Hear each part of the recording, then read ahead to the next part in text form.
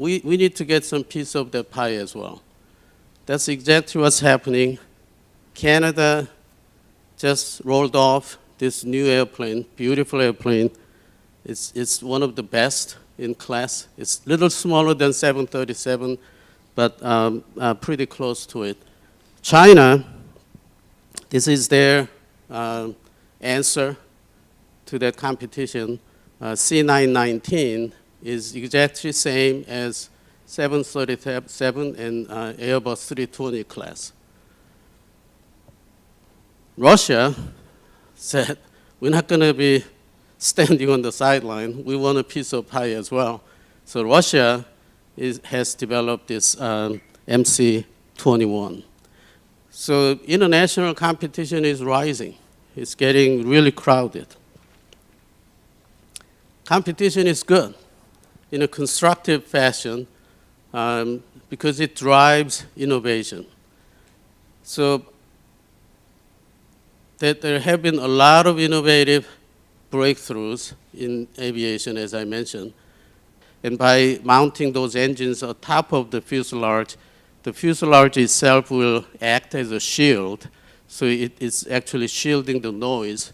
So this configuration will be quieter, much quieter than tube and wing. This is another concept. Very long, slender wings. Remember I said with metals, you cannot fabricate that kind of wing design. But with the composite materials, you can start Fathom designing those wings. And this is highly efficient wings.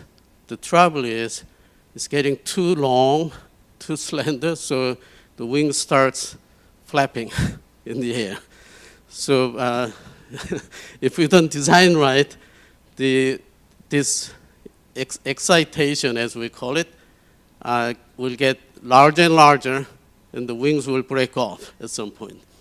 Still has two conventional gas turbine engines under the two wings. And then at the tail end, that kind of greenish thing coming out of the tail, that is the electric motor-driven engine. So it is hybrid. You have two gas turbine engines and one electric motor-driven fan at the tail. So two gas turbine engines will generate enough energy to run the electric motor and then run that tail cone engine, as we call it. So that's the benefit that you see. If we ever build this kind of airplane, forget about 40, 50% fuel efficiency. It can actually cut even 60%, and the harmful emissions will be cut more than 90%. Will be much more livable, a lot more green space, a lot cleaner air, and we truly opened up the third dimension in the air.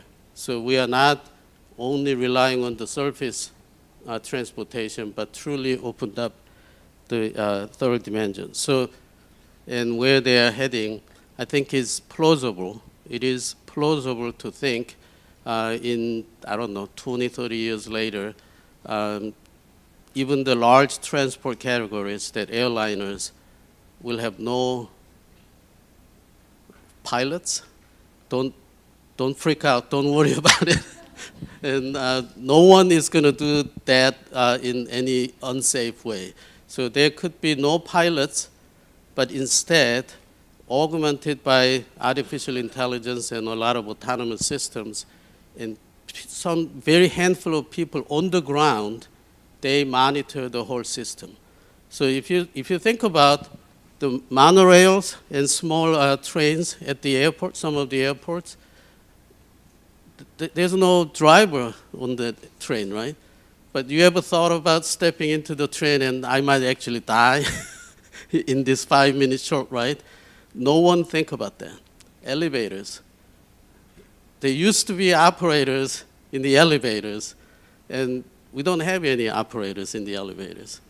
But you don't think about getting into this elevator and I might die riding this elevator.